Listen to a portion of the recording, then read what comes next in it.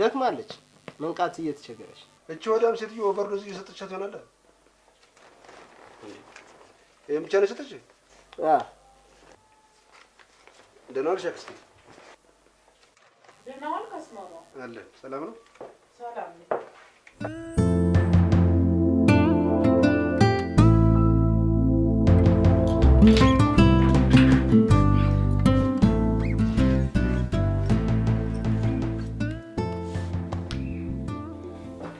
አትወርቋል እንዴ? አቶ ዘውዱ በፈረንጆቹ ሰዓት መቁጠር ጀመርክ እንዴ? 11 ሰዓት ተኩል ሆኗል። እና አይ ስትጠበቅ የነበረው ጠዋት ነው ብዬ ነው። አሁን ከስራ ወጥቷል። በደህና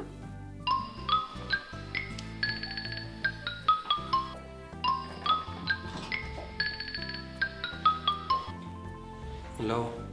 ጤና ይስጥልኝ አቶ ዘውዱ። አቤት። የወይዘሮ ዝናሽ ውጤት ደርሶ ነበር? እሺ አመሰግናለሁ።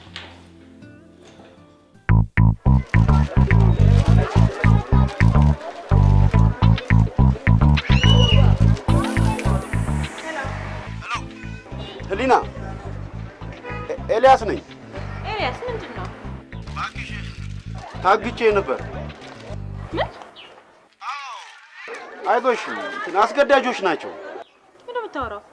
በቃ ምረጥ አሉኝ መረጥኩኝ። በጠብ ይሻላል በጥበብ አሉኝ በጥበብ አልኳቸው። የሚፈልጉትን ወስደው ላኩኝ። እውነትህ ነው? ይኸውልሽ ዜና ተረኛ ነኝ። መድረስ ስለማልችል ለቤቲ ንገሪያትና እሷ ትግባ። ተጎድተሃል እንዴ? መጉዳት አልጎዱኝም። ታዲያ ትደርሳለህ እኮ። በምን ባዶ ነኝ እኮ ሊና። እሺ ኮንትራት ታክሲ ያዝና ና እዚህኛ እንከፍላለን። ሊና ማይሆነውን ሄሎ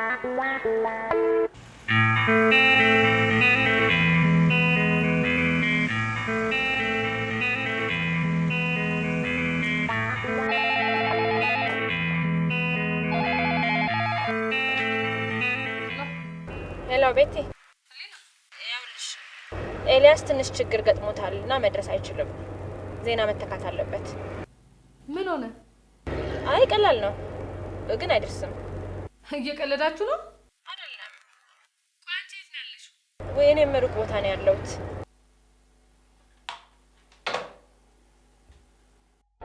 ውስጥ መግባት ይቻላል?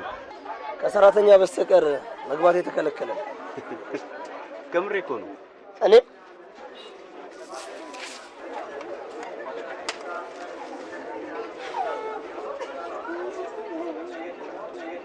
ጫማ ስንት ነው? ውድ ነው። ነጠላ ጫማ እንደ ስልኩ በትብብር አልሰጥህ። ለስልክ ብር ከ50 የሌለህ ይሄን ያህል በባዶ እግር መሆን ያሳፍራል። አበበ ቢቂላ እኮ በባዶ እግሩ ነው ታሪክ የሰራው። ሮጦ ነዋ። ሱቅ ላይ ቆሞ እንዳንተ ገበያ በመከልከል አይደለም።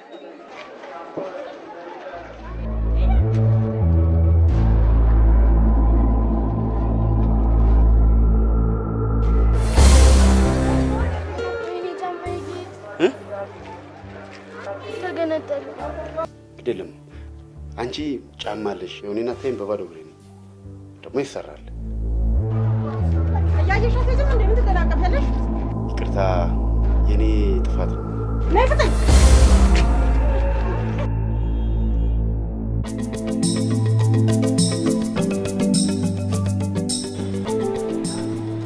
ሄይ ቆንጆ።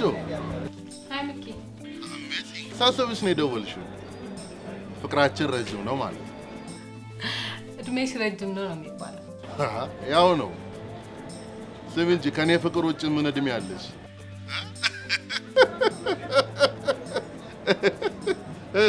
ሚኪ ይቅርታ ለመጠየቅ ነበር የምደውለው።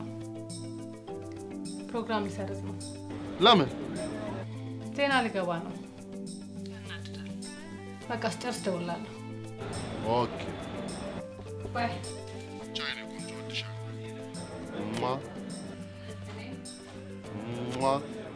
ቻው። ቅድም በዚህ በኩል ነው ጥፍ ያሉት። እርግጠኛ ነኝ ታክሲ ይዘው ነው።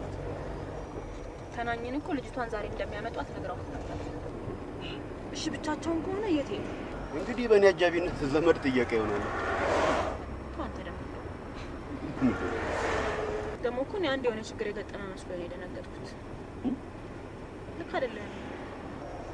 አንዴ ፍሬንድ አንዴ አቁም። አይ ሁኔታሽን ሳየው ባለመደብደቤ ቀር ያለሽ ነው የሚመስለው። ስለዚህ እዚሁ ጠብቂኝ፣ ተደብቄ ነው። ይቅርታ እንሂድ።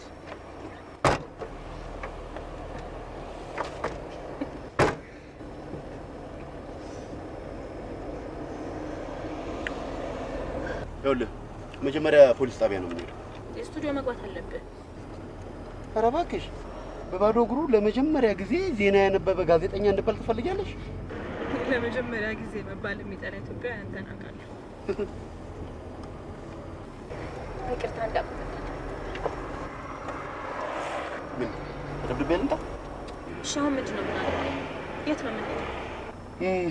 መጀመሪያ ፖሊስ ጣቢያ እንሄዳለን፣ እናመለክታለን ከነ ሙሉ ማስረጃው። ከዛ ቤት ሄጅና ጫማ ታመጫለሽ። ሊና ስለት እንዳለበት ሰው በባዶ እግሩ ግባት ይኝምጫው። እሺ አሁን ምንድን ነው የምናደርገው? ወይዘሮ ብዙዬን እንዳንከተል የት እንደገቡ አላየህ? ከማን ጋር እንደተገናኙ እንኳን መረጃ የለንም። በቃ ያሰብነው ነገር ሁሉ ገደል ገባ። አሁን የሚብሰው ደግሞ ልጅቷን ይዘው ከመጡ። በዚህ እንኳን ምንም ጥርጣሬ አይገባሽ። እርግጠኛ ነኝ ብቻችሁን ነው።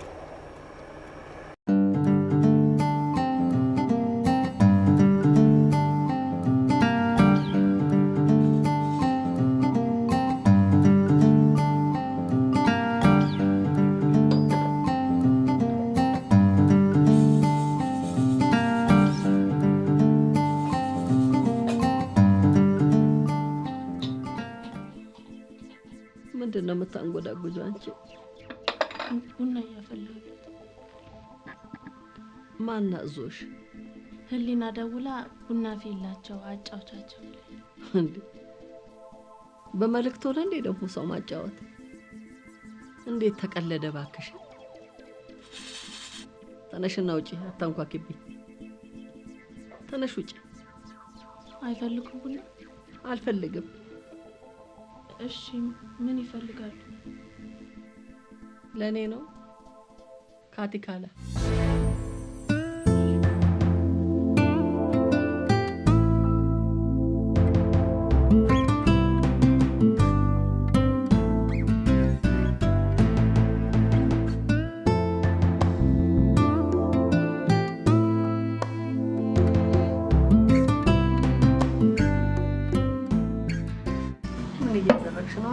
ምን ልታረጊ ነው? ካቲካላ አላሉኝ እንዴ? እጂ ጫንቺ እጂ እቺ ደንፋፍ እዛሽ ውጪ። ምንድነው? አይ ካቲካላ አሉኝ ይዤ መጣ። አሁንስ ግራን ይገባኝ። አሁን የተናገሩትን አሁን ይቀይራሉ። ሐኪም ቤት ሄደ ነበር። ሐኪሙ ምን አለ? ያው ደህና ናት ምናምን ብለኝ። እንዴ የምትሰቃየው እንደው ዝም ብለሽ ነው እያልከኝ ነው? በቃ አልፈልግም ዘውዲት፣ ወደ ሀገሬ ላከኝ። በቃ አልፈልግም። እዚሁ ተረጋግተሽ ሕክምናሽን መከታተል አለብሽ። ደህና መሻሽ? ደህና እግዚአብሔር ይመስገን። አላደርገውም ዘውዲት፣ አላደርገውም። እስከ ዛሬ ድረስ ታክሜ ምን አገኘው? ይኸው በሽታዬ እንኳን አልተገኘልኝም። በቃ ወደ ሀገሬ ስደደኝ፣ እኔ አልፈልግም። ኡፍ! አንቺ ደግሞ ምን አለ ሰው የሚልሽን ብትሰሚ።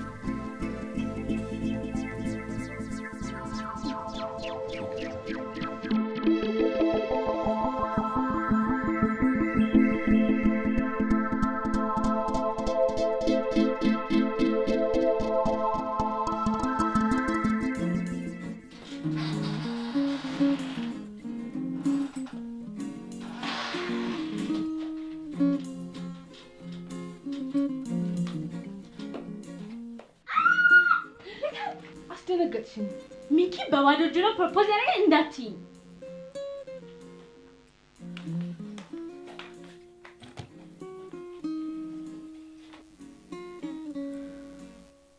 ከሚኪ ጋር አልተገናኘንም። ድንገት ስራ ገባ። ቅልብ ካዘኑ አሉ። ማለት ነው? ከልቧ አስበው ቢሆን ኖሮ እዚሽ በረንዳ ላይ ቢሆን ጠብቆ ፕሮፖዝ ያደርግሽ ነበር። ኦኬ ነገሩን ሮማንቲክ ሊያደርገው አስቧል ማለት ነው። ትልቅ ሆቴል ውስጥ ሰዎች በተሰበሰቡበት ሰርፕራይዝ ሊያደርግሽ። ይልሽ እንዳደነግጭ ሰርፕራይዝ መሆኑን ሁኚ ተመልከች።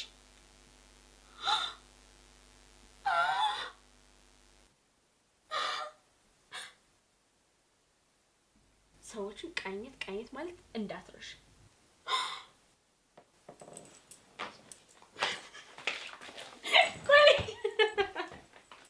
ታይዋ ቀረብሽ።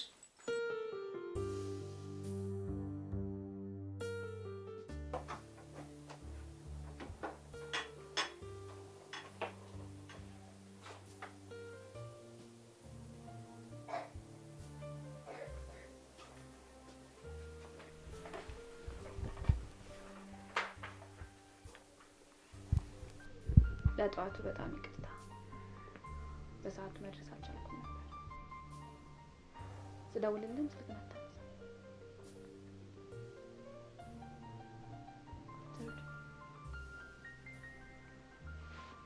ደህና ከሆኑና ልሄድ ካሉ ለምን አትልካቸው? አትችልም ማለት ችግር አለ እንዴ?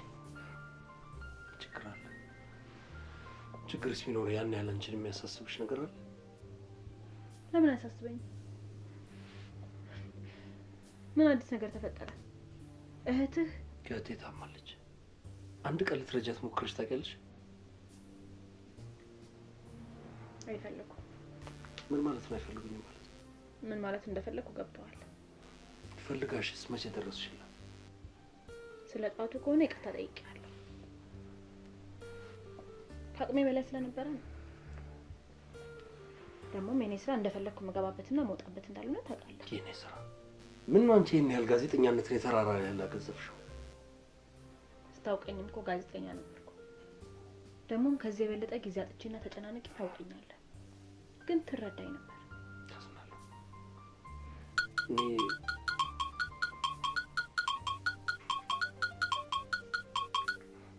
ያዳመጥኩ የጋዜጠኛ ስልክ አይዘጋም።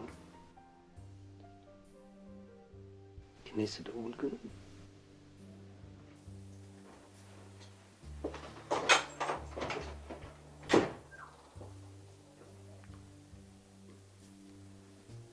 ሰላም። ልጅቷ መታልሻለች። የቷ ልጅ? ወይዘሮ ብዙዬ ልጅቷን ነይና ውሰጂ ይሉሻል። እሺ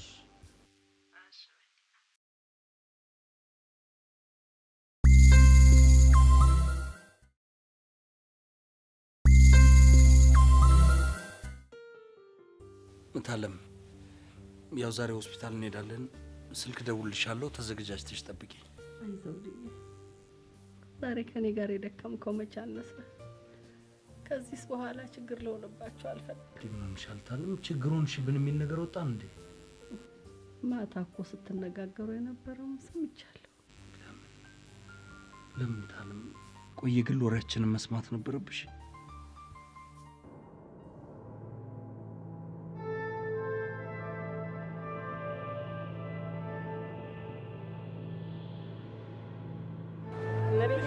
ስለመቤቴ ስለማርያም ወላድ አትለፉን።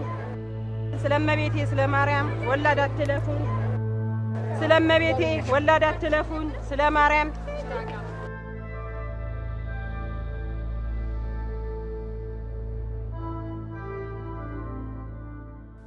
አንድ እንድታውቅ የምፈልገው ነገር ጋዜጠኛ አይታመምም፣ አይሞትም።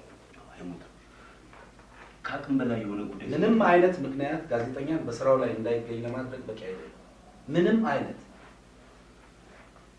እንኳንስ አንዲት ግለሰብ ለዛውም ያለምንም ውጤት ሲከተሉ ለመዋል ወደምንፈልገው ማዕከል ያደርሰናል። ወደምትይው ማዕከል በዚህ ሴት አማካይነት እደርሳለሁ የሚለው ሀሳብሽ በምን መረጃ ላይ እየተመሰረተ ነው?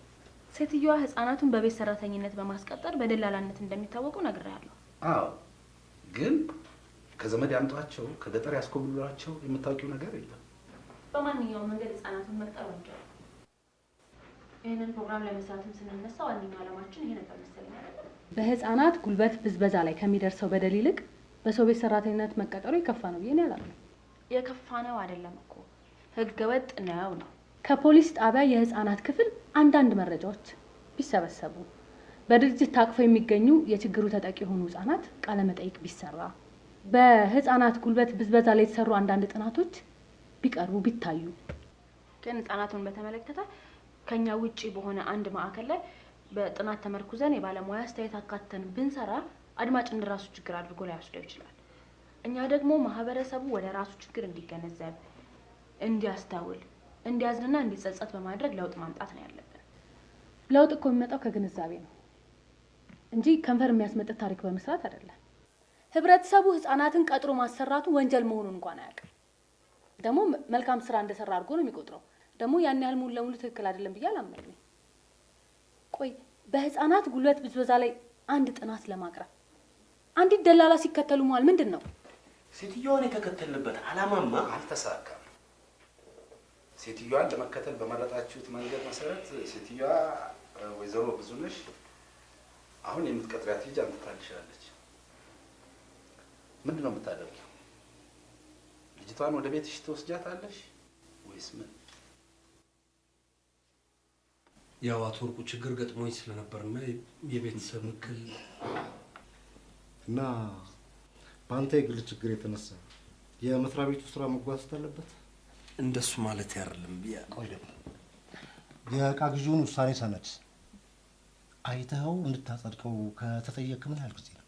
ያው ጥናት እያደረኩበት። አቶ ዘውዱ በቦርዱ አባላት ጥናት ተደርጎበትና አስፈላጊነቱ ታምኖበት የተወሰነበትን ሰነድ እያጸናውበት ነው ብሎ ማሾፍ እኔ እንደሚገባኝ ከሆነ በጥናት ሰበብ እያጓተትከን ይመስለኛል። አይደለም ካሁን በኋላ ግን በአንተ ምክንያት መጉላላትም ሆነ መጓተት ያለብን አይመስለኝም። የቦርዱን ውሳኔን በተመለከተ ኃላፊነቱ የቦርዱና የቦርዱ አባላት ብቻ ስለመሆኑ አውቀህ ከአሁን ሰዓት ጀምረህ በእጅ ላይ የሚገኙትን ሰነዶች ተመላሽ አድርግ። ማለት ጨርሻለሁ። ወይዘሮ ብዙነሽን ቃለ መጠይቅ ለማድረግ በቂ መነሻ አለሽ። ህፃናቱን ከየት እንዴት ከማን እንደሚያመጧቸው ማጥራት እና በእርግጥ የምትሉት ማዕከል ካለም የያዛችሁት መንገድ ወደዛ እንደሚያደርሳችሁ ማረጋገጥ፣ አስፈላጊ ከሆነ ከህግ ጋር ማገናኘትና ህግ ጉዳዩን እንዴት እንደሚይዘው መከታተል፣ እናም የነጠረ ትክክለኛ ዘገባ ማዘጋጀት።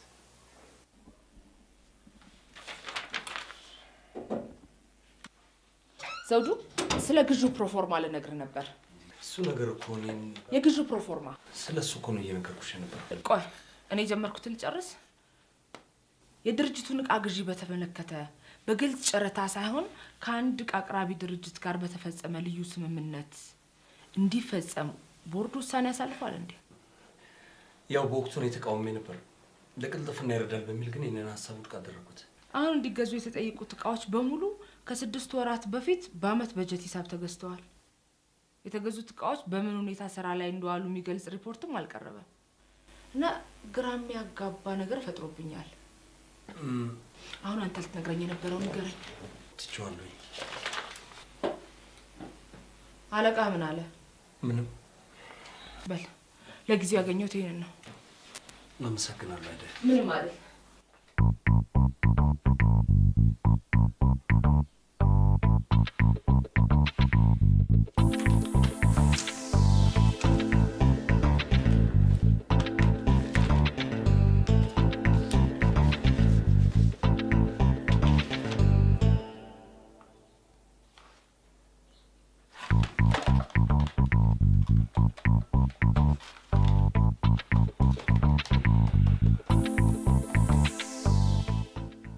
አይዳ፣ በአስቸኳይ ያገኘሻቸውን መረጃዎች ኮፒ አድርገሽ አምጪልኝ።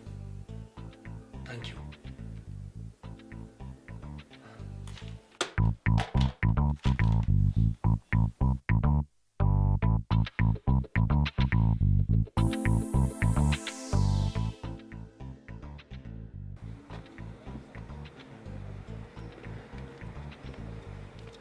ለምትሰራው ስራ በጣም ቦታው ምቹ ነው። አንደኛ ሴንተር ቦታ ነው፣ ሁለተኛ ደግሞ ለፓርኪንግ ምቹ ነው አይደል እንዴ? ቢያከራዩኝማ ውስጡን እንዴት እንደማደርገው የየዕለቱን ፕሮግራሞች ሁሉ ዲዛይን አድርጌ ጨርሼ ነው። ግን ሰውየው ግድ የለም በኔ ጣለው። አባቴን እምቢ ብለው አባት ደላላ አይደሉማ። ተንደላቀው ክብራቸውን ጠብቀው ይጠይቃሉ። እምቢ ከተባሉ ክብራቸውን ጠብቀው ይመለሳሉ። እኔ እኮ ባለሙያ ነኝ። እንደምንም ልዩ በተለያየ መንገድ ገብቼ አሳምናቸዋለሁ፣ አግባባቸዋለሁ። በኔ ጣለው። እስቲ እንደው እንተያያለና። ስትደውል አዲስ ነገር ነው የምትሰማው። የምሬን ነው የምልህ። ያው ካሌቤ እንደው እቺን አሳካት እንጂ የማረግልህን አታውቅም። ቃል እንዳታጥፍ ግድ የለም። ለወይዘሮ ብዙዬ ጋዜጠኛ መሆኔን እንገራችሁ። ተናኘስ አንቺ አትታይ። ቃለ መጠይቁን ይስራቸው። ከምን ተነስተህ ነው ቃለ መጠይቅ የምታደርግላቸው? በራ አንኳኩተህ ኦኬሽ፣ ተሳካለህ፣ አደረግከው እንበል። ከዛ ያሰብነውስ በእሳቸው በኩል ያሰብነው ጋር እንደርሳለን የሚል ግምት እንኳን የለኝም። ልጅቷ መታለች። ከየት እንዴት? አንተ ደግሞ ዳኝን አትሆንብኝ። ከየት እንዴት? ለጊዜው ዳኛ ያዘዘንን ከመስራት ውጭ ሌላ አማራጭ ታይቶሻል? እሺ ምን እናድርግ? እያሰብኩበት ነው። ጊዜ የለንም። ዳኜ ለትላንት ጠዋት እንዲቀርብ አዟል። ያው ነው ለነገ ጠዋት ግምገማ እንዲደርስ ማለት ለትላንት ጠዋት ከማዘዝ ይሻላል። እሺ እንዴት እናድርግ? ልጅቷ አልተስማማችኝም ቀይሩልኝ በይና ሲመልሷ እንቀራለን።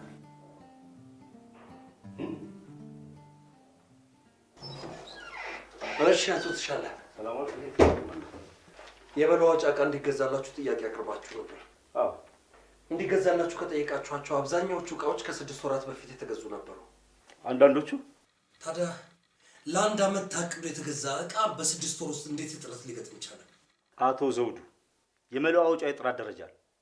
በ6 ወር አይደለም በ1 ወር ሊያልቅ ይችላል። በአጭር ጊዜ ውስጥ ተመልሶ በመሰበሩ እኛ ከየትም አናመጣም። መልሶ ከመጋዘን ወጥቶ ይቀየራል። የተገዙት ዕቃዎች የጥራት ችግር ነበረባቸው እያልከኝ ነው? አልወጣኝም። እና ታዲያ ለአንድ ዓመት ታቅዶ የተገዛ ዕቃ እንዴት በ6 ወር ውስጥ እጥረት ሊገጥም ይችላል? ጥያቄ ምንድን ነው አቶ ዘውዱ? ጥያቄ ግልጽ አይደል?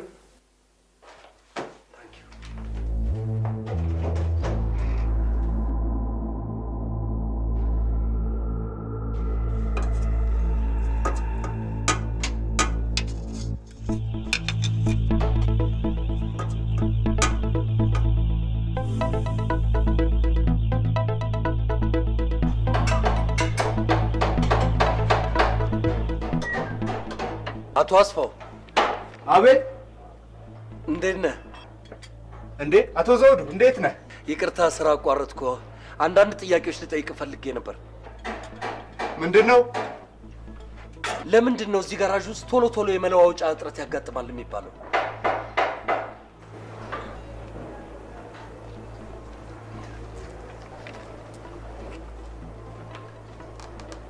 መለዋወጫ እጥረት?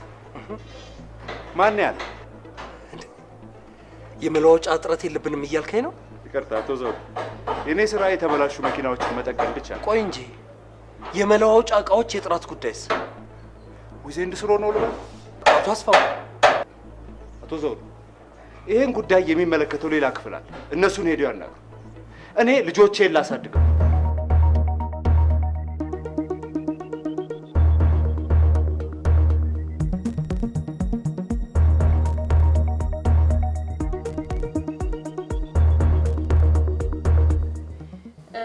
የሰጠኸኝ ዳታ እንደሚያመለክተው ከ5 ዓመት እስከ 14 ዓመት ያሉ ሴት ህጻናት በቤት ሰራተኝነትና በሞግዚትነት እንደሚያገለግሉ ያሳያል።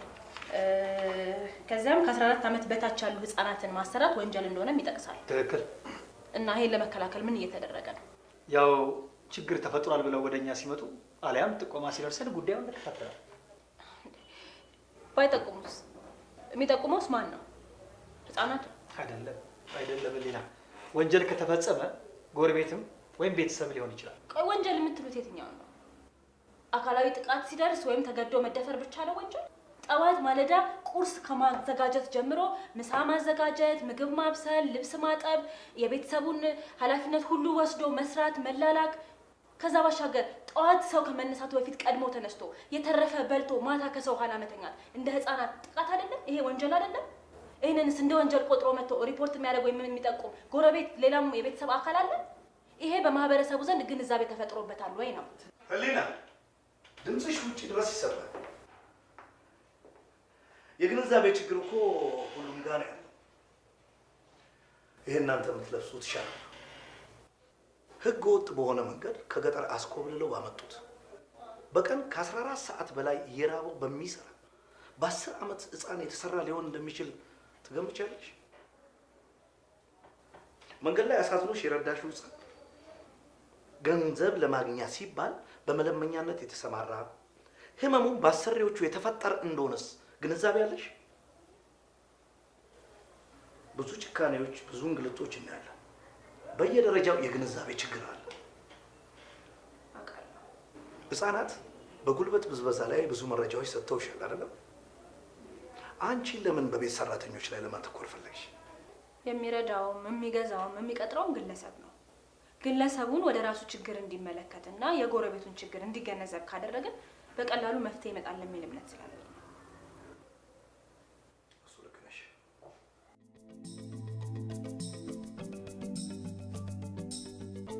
እህትህ እንዴት ናቸው? ያው ልጅ አሟታል።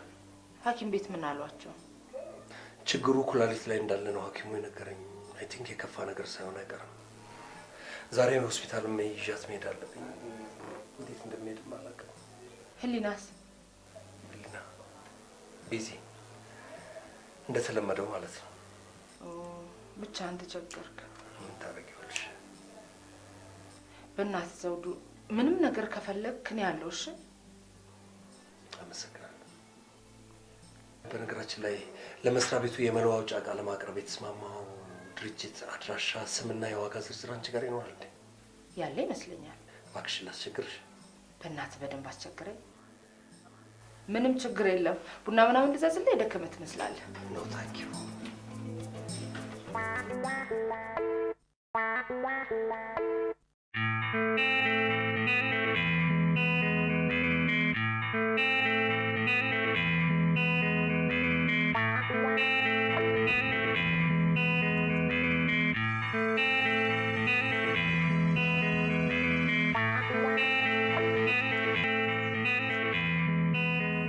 ተናኘ ምስኪን ተከራይ ናት።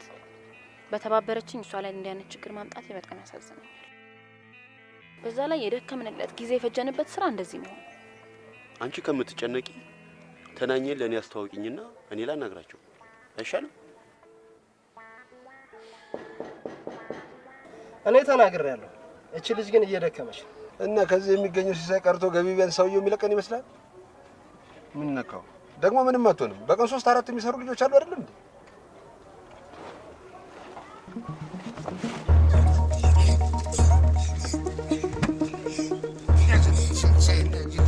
ያጃት ምን ነካሽ?